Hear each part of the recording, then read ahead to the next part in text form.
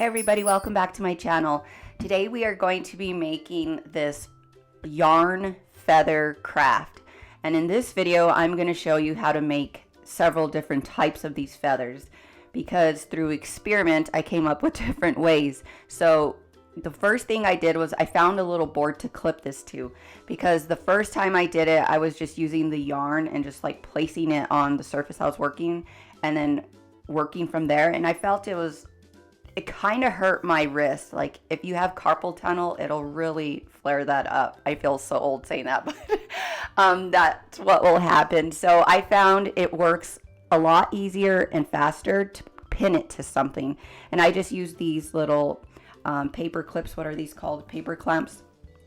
And the length of the yarn you're going to use is going to depend on the length of feather you want.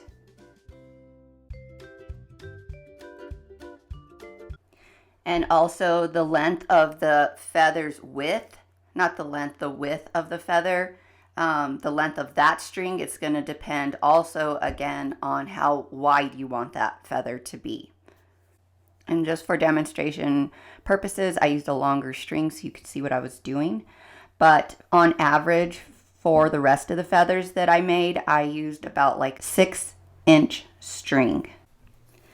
Now I'm going to show you a different way to tie this string onto there. This time I actually used 2 pieces. You can use more than 1 piece. You can use 2, 3, whatever you feel like it. It just changes the thickness or the fluffiness of the feather. But this was the first way I learned to tie these strings on, and I actually didn't like this method. It's faster to do it this way right now when you're tying it onto the main string there, but it takes a lot longer to fluff this yarn out when you go to comb it.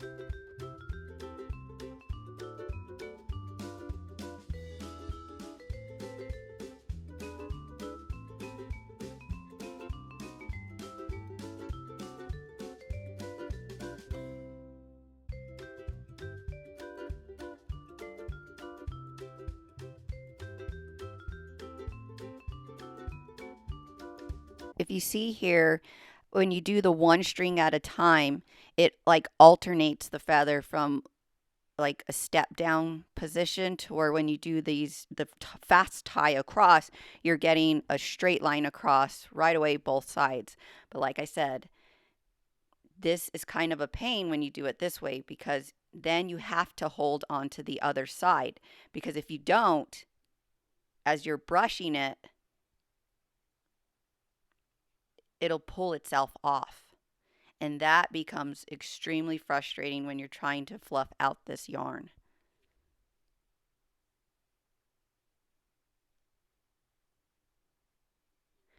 Now you can see when you use the 1 string at a time, it doesn't matter how hard you brush it, it's not going to come loose. And that is why I preferred the single tie at a time. Now, when you're doing the single tie, you don't have to literally only use 1 string. You can double up the string and still do a single tie as well. So here I'm going to show you what I'm talking about, that you can do the single tie with more than 1 string at a time. So same thing, get our 2 pieces of string, put them under, pull through, and we're still going to get the step down pattern, but it's going to be a little fluffier than just using 1 single piece of yarn.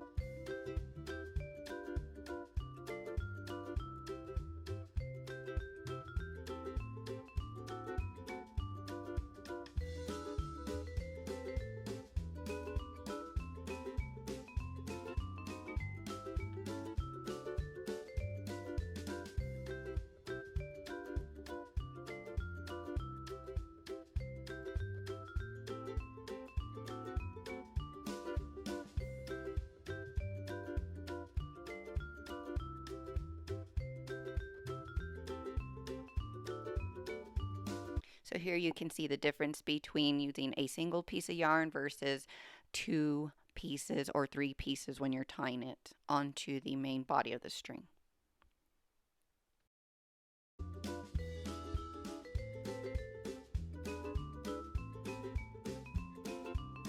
So you got that part down. So now we're going to get into a finer detail here on your feather. So if you're a little OCD, this is going to be a point you need to pay attention to. If you look here at the spine of this feather, you see these little nodules down the side, and then it alternates to the other side. The way to get those on there and either keep them all on one side or alternate them so they're back and forth on both sides throughout your feather, there's a specific way to tie these strings. So let's get into that.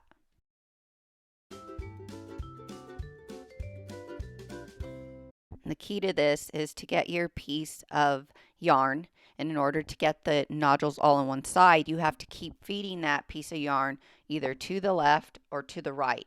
You don't change it. But if you want to alternate it so that way all the nodules are flipping back and forth to either side as you're making the feather, you're going to have to feed left, then right, left, then right.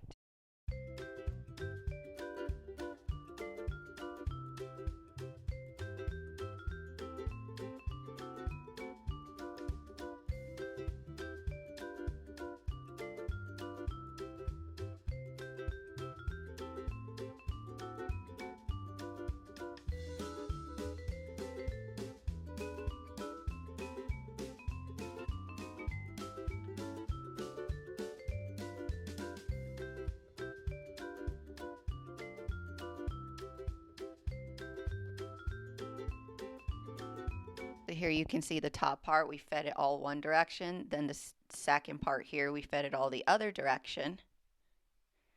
And now I'm going to show you how to get the alternation.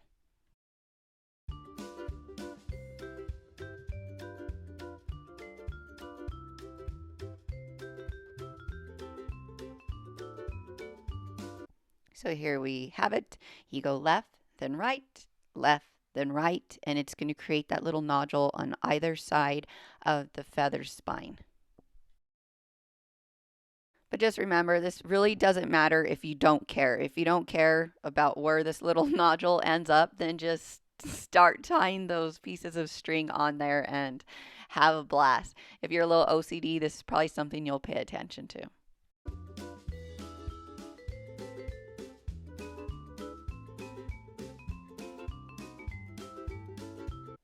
And now that you have your pieces of string all tied on, it's time to fluff this yarn out. And the way to do this is to go buy a dog brush. It's the kind that has like a lot of bristles on it. So I tried using just a hairbrush.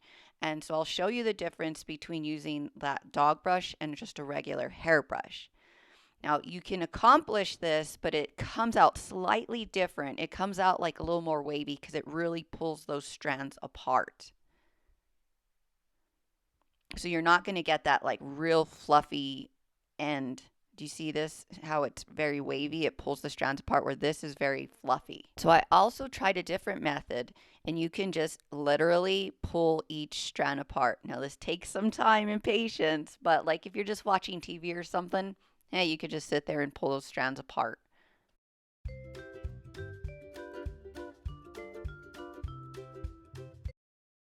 So next we're going to be cutting it, but before we cut it, I like to use the hairbrush just to flatten all the strands out.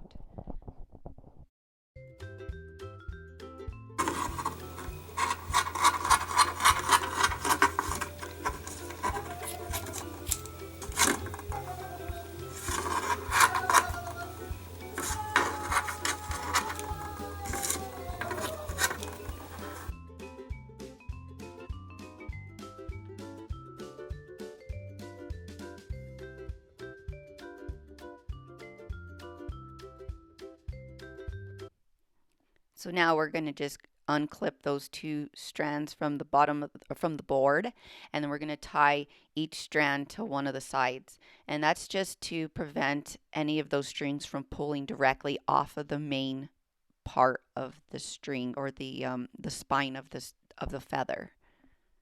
And I also discovered that this is the best way to do it because then you can also clip these ends and then brush that out to continue the curve around of your feather.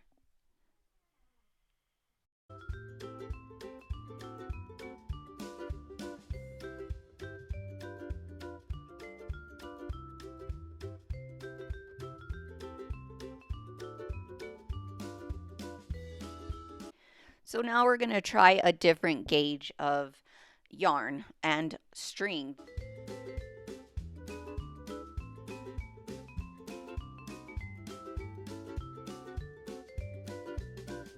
I noticed with the string, you cannot fluff at the ends. You can't fluff those fibers.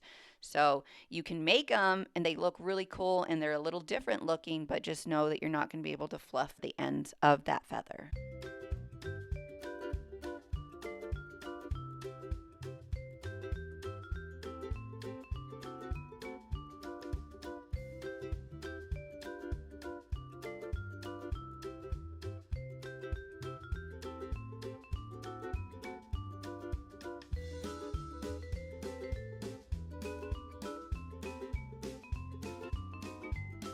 So here are the results of the different types of feathers you can make. Obviously, you can make all sorts of different ones besides the ones I'm showing you here, but these are the feathers that resulted out of all the different methods I used and showed you in this video.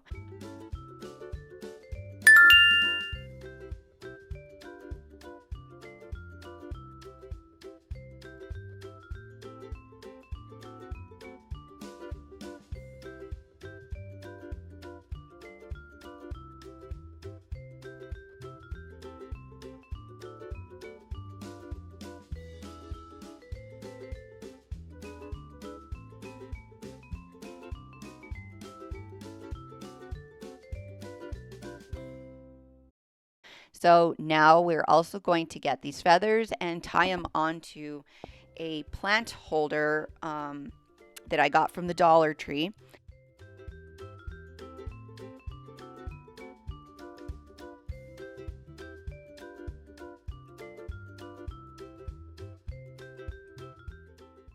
And the first thing you need to do is pick out the yarn you want to use to wrap around the top. And of course, you're going to wrap the yarn around the hoop first before you tie the feathers on.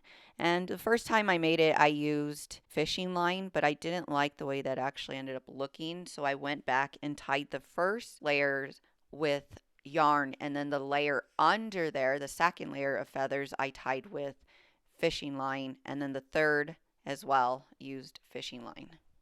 And that's it, everybody. I hope you enjoy your feather chandelier.